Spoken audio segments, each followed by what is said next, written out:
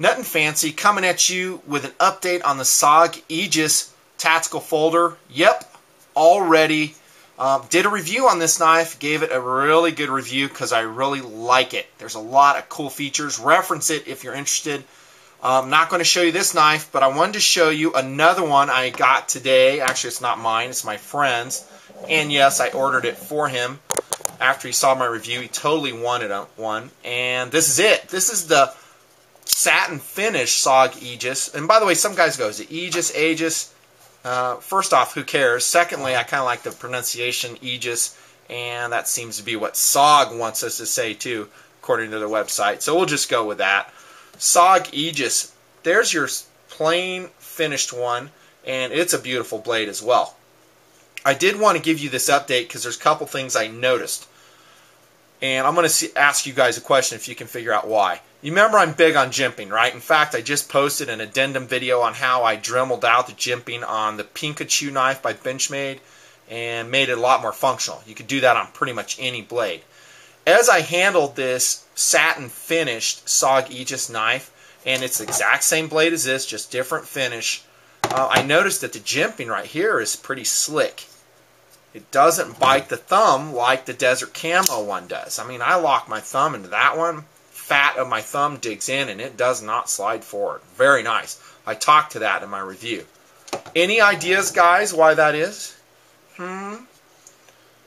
Ferris, any ideas? The reason is because this was a polished blade. Even though it's satin finished, they did run it through a finishing process.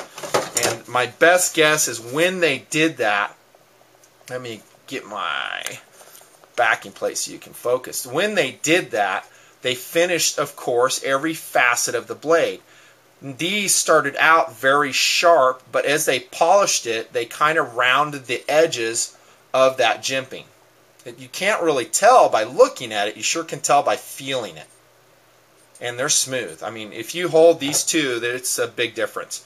Now, this black finished blade, they didn't waste the time or the money doing that because they knew it was going to be a finished blade. Therefore, the steel jimping here was left sharp and unmodified, so to speak. So, be advised that if you buy an Aegis, first off, I much prefer this coloration. However, there's a lot to be said for the satin finish or bright finish blades for a defensive knife. If you do plan or actually would like to have that defensive capability in your blade, I actually think a bright blade is more effective because at least in a non-war fighting environment, I'm talking a non-troop environment, because a bad guy can see it a lot easier than you can a black blade. And so you're going to have some intimidation factor there. And hopefully, we will never ever have to use our knives that way. But if you did, you can see it right now in the lamp. It makes a big difference. So you're going to have to decide which coloration you would like. It also comes in pure black. That's a beautiful color too. I imagine the black blade would be like this one. It would have the sharper jimping on it since it did not go through the finishing process. Not positive though until I can examine it. But be advised, I tend to think that this one will sell better anyhow. This is less expensive though, by like 15 bucks I think.